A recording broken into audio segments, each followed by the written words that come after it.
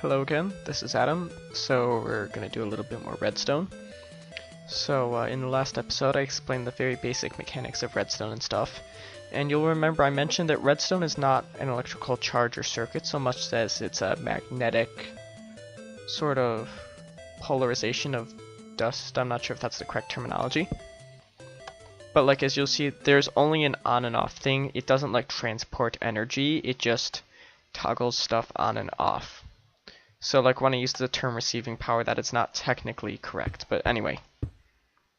So because like it just has an on and off thing, so that means that instead of just consistently changing stuff when it's turned on, like electricity can, for example, like make a motor spin when it's on, this just leaves something the same way, like the piston, just as long as it's receiving power, it just sort of stays out. So yeah, now I'm going to show you how to make it actually like turn the redstone on and off without you having to do anything, which is really quite convenient and quite useful.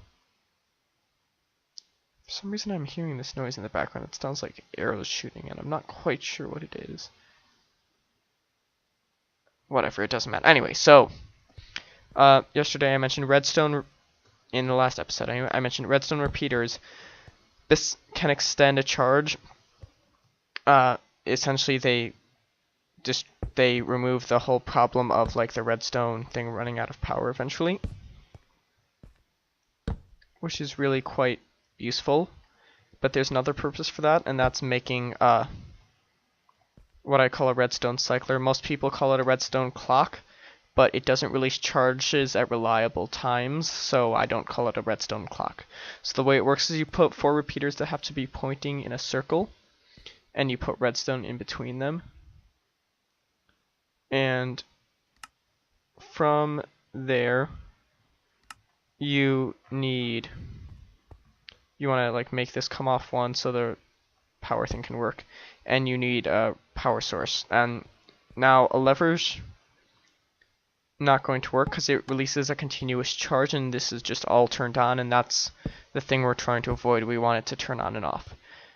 So we're going to use a button because that's just one charge, so it allows the charge to go around in a circle. Now you'll see that though it went around in a circle, there's still the problem of it all being lit up. So what we want to do is set the resistance all the way up for each repeater so it moves just slow enough that the charge will like keep repeating.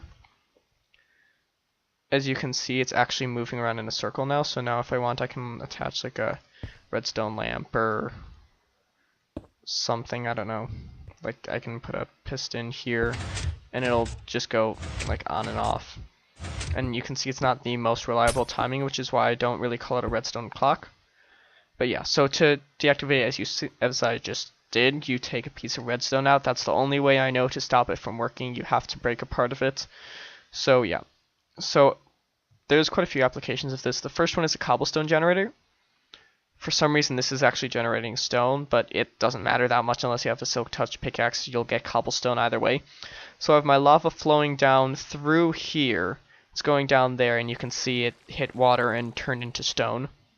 And I have the water flowing into here, and the lava landed on top of it, and it just all turned into stone. So normally there's a much easier way to do this, just have them flow together, and I didn't do that just because I was having some issues with it. So it doesn't have to look like this. But anyway, so normally you have to like just dig the cobblestone out from between the water and the lava, which is extremely inconvenient because the water flows quickly and it tends to push cobblestone into lava, and that can be a real pain. Why am I hearing arrow noises? I keep hearing arrow noises. And okay, it stopped. Well, anyway, so I have my repeater, or not repeater, well, my repeater circle here. It's really more of a rectangle, but I have my cycler here. So the reason I have more of these than just 4 is because having more obviously delays the charge for longer, and because lava flows slowly, I found that you do need at least 8 of these repeaters to delay it enough that the stone actually has time to form. If you don't do that, there's just like this whole annoying thing that ends up happening, and it's just a real pain. So yeah, generally you need at least 8. Any more and it just goes slower than necessary, and any less and it doesn't work at all.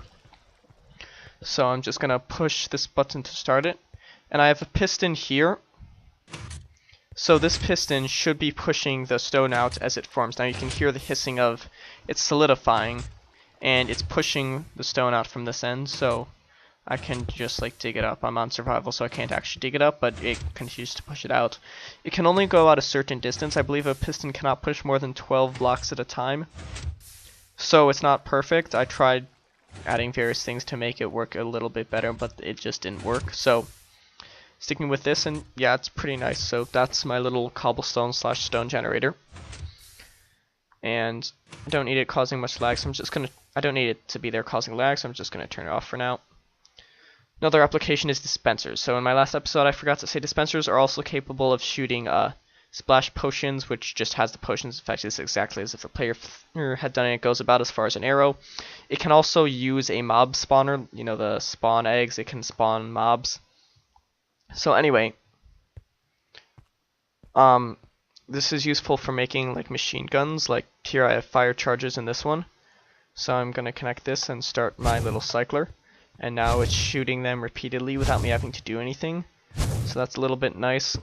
Also, if I want to not start fires, I can just use arrows instead. Now, as you can see with both the fire charges and the arrows, it doesn't shoot them out at the same angle all the time.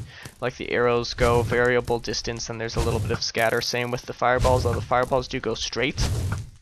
Or fire charges technically, but yeah, the fire charges go straight. Variable distance. Obviously if it hits a mob or something, it'll set it on fire. See if I can demonstrate. Hopefully I can get this pig like right in its path. Maybe. Just for fun, I'm gonna have this pig get lit on fire. Yep, perfect. Yep, it worked exactly as intended. So yeah, the pig's on fire. And see, that's a way to like just blow up stuff if you feel like it.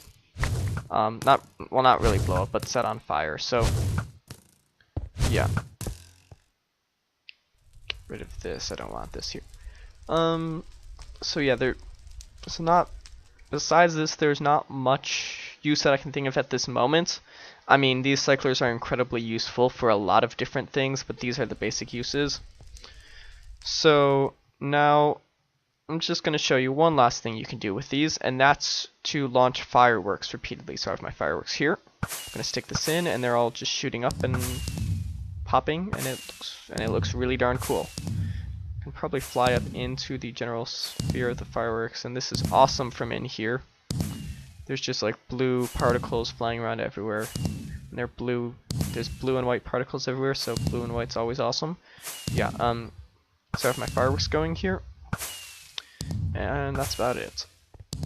Yeah, there's not much more to do with this. But yeah, so we can just watch the fireworks for a little while. So yeah, redstone cyclers. Pretty useful and fun, and yeah. So yeah. Thanks for watching. And that's about it. Goodbye.